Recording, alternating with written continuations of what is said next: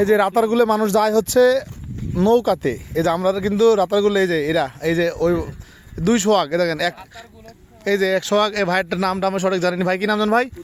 সাব্বির ভাই। এই যে আমরা দেখেন পায়ে হেঁটে রাতারগুলো ঢুকবো হ্যাঁ জঙ্গল যদ্দূর যেতে পারি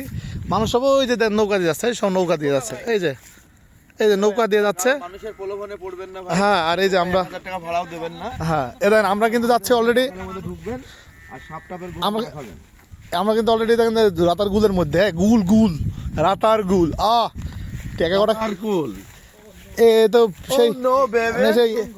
এই অ্যামাজন জঙ্গল তো এমনি বলে না অ্যামাজন জঙ্গল হ্যাঁ এখন দেখেন আসলে অ্যামাজন জঙ্গলের মতনই যখন বর্ষাকালে থাকে পানি থাকে কিন্তু এই যে গাছের ডাল বন্ত এই যে এত দূর পুরো পানি থাকে এখন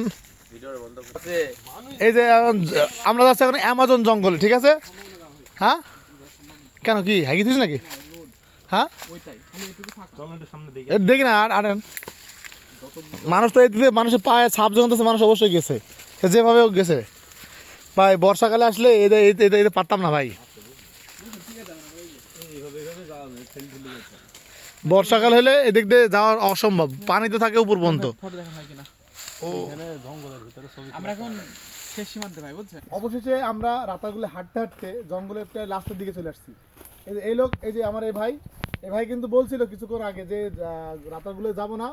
নৌকাতেও যাবো না কারণ গেলে সাপ আছে বড় বড় সাপ আছে গাছের সাথে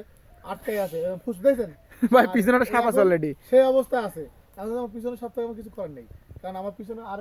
2-1 পা আগাইলেই মানে শেষ সীমানা আমরা একটু দেখাই হ্যাঁ ঠিক আছে ভাই